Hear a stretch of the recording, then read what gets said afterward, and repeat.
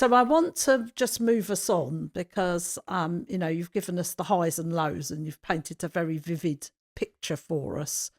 But then there was, we met and I invited you on a training. It was back then, it was a mediation training.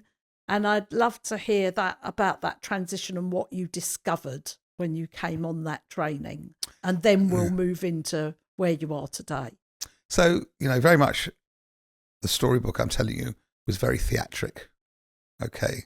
For all that went on, we'd seen it so many times before. It was a theatre.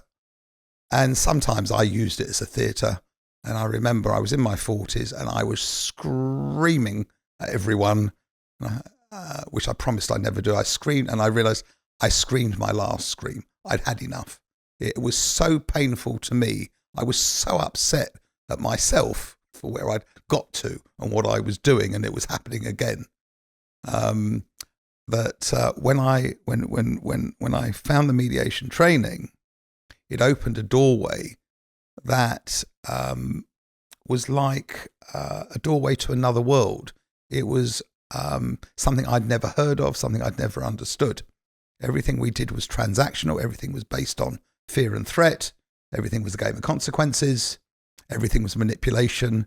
Some of the like of which, I mean, if I told you, you wouldn't believe me, the depths to which we all played together in this manipulation.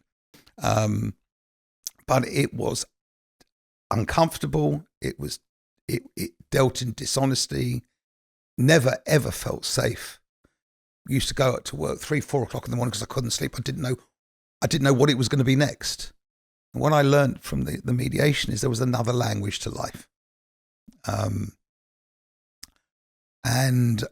It like opened a window when I realized I didn't have an internal language. We may have been effective traders, but we weren't effective human beings in many respects. We tried to be, but we tried to be human through transaction, and they're just not the same thing. I didn't understand that. And what happened is not only did I not understand it, I had no system, process, or experience of how to use any internal humanity anywhere certainly in the workplace, because of the level of game playing dishonesty, the length of the games. These games could last years. We were all playing them. So what I realized is I could find safety. I could check in how I was feeling. I could check the temperature. I could see if it was safe. I could see if anyone could engage in a way that I never understood before. And it was a relief. To this day, it's still a relief. You with me? And it completely changed my view of the world.